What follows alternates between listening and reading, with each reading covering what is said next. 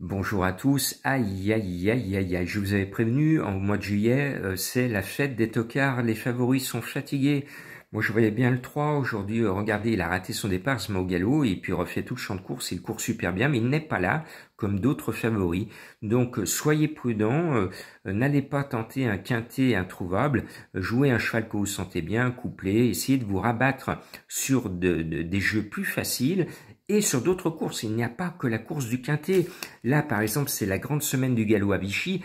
C'est magnifique. Mais tous les entraîneurs ont visé la course. Il y a 16 chevaux au départ. Les 16 ont une chance d'être à l'arrivée. Ils ont tous été préparés pour cette semaine du galop. La plupart des entraîneurs passent de semi-vacances à Vichy. Ah, les vénards.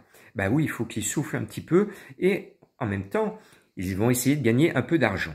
Donc pour moi, il n'y a que son numéro à la corde qui est contraignant, c'est le 16 Dream Whisper, monté par Michael Barzalona.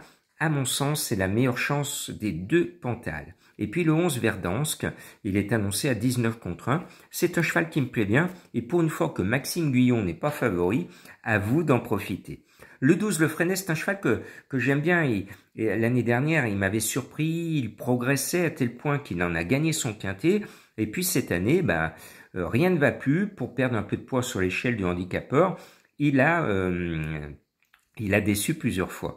Je pense qu'à ce poids et dans ce lot, avec ce 4 à la corde et Théo Bachelot, je pense que il va se réveiller parce que le Freinet de l'année dernière et de cette année, c'est quand même le même cheval et j'espère qu'une mouche va le piquer et qu'il va avoir un petit sursaut d'orgueil pour venir corser le rapport. Il est annoncé quand même bizarrement à 33 contre 1 pour un cheval qui a la pointure quintée.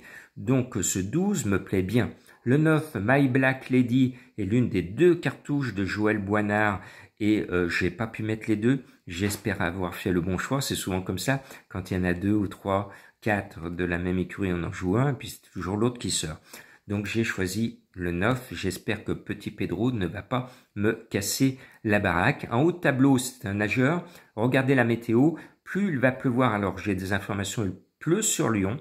Plus il va pleuvoir sur Vichy, plus le 3 short final, qui est un nageur, pourra être là. Attention à lui. Et puis le 6 See You Pink se prépare pour gagner un quintet.